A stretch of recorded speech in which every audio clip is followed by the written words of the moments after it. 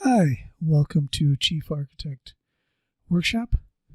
This is the layout page sample, and the key to productivity in Chief is learning to use the layout sheet, and Chief simultaneously as you work back and forth.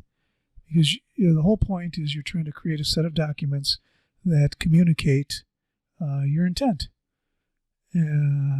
So your layout sheet is where you throw all your stuff, and you need to be able to communicate.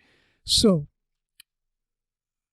the best way to organize that I've found is I like to put a lot of the code information, zoning. You have to have the table, some stuff in the front, architectural site plan, etc.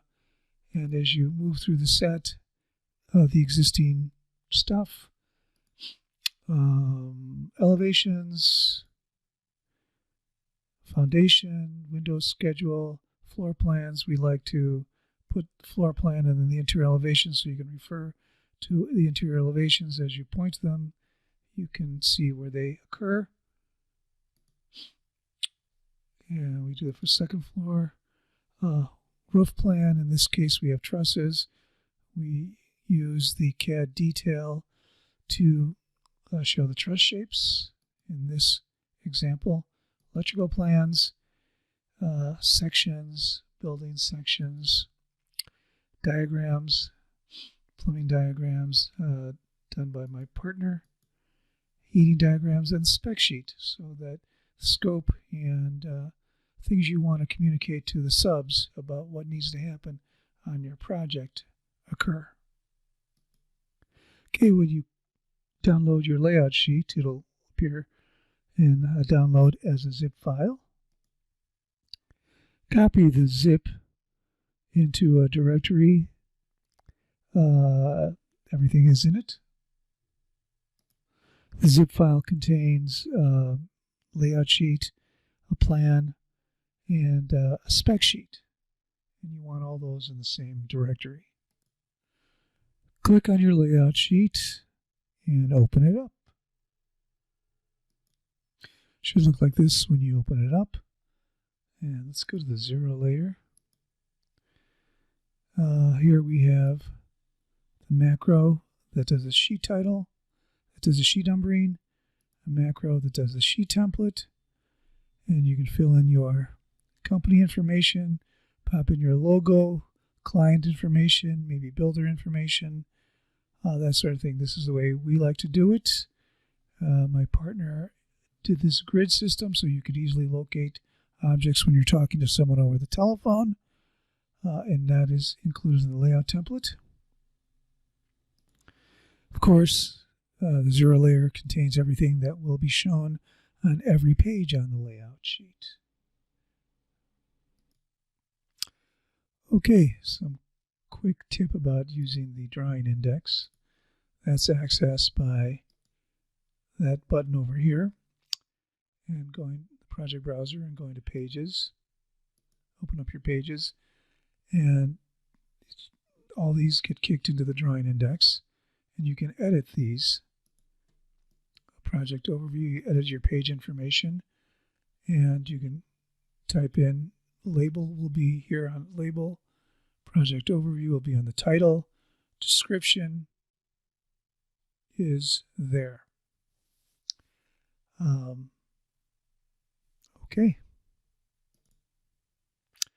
What's really nice about this guy is, say, some of the macros that are incorporated in here is when you type in, let's open this one back up. Oh, right there. There, edit, right click, edit page information, and you see this symbol here. Anything after that hash symbol starts consecutive numbering. So you put whatever text you want here, and it'll start consecutive numbering.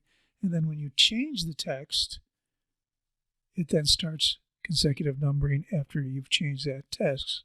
So on your next pages, you can put MEP, etc. And as you add it'll always title it MEP or S or whatever you want to do it.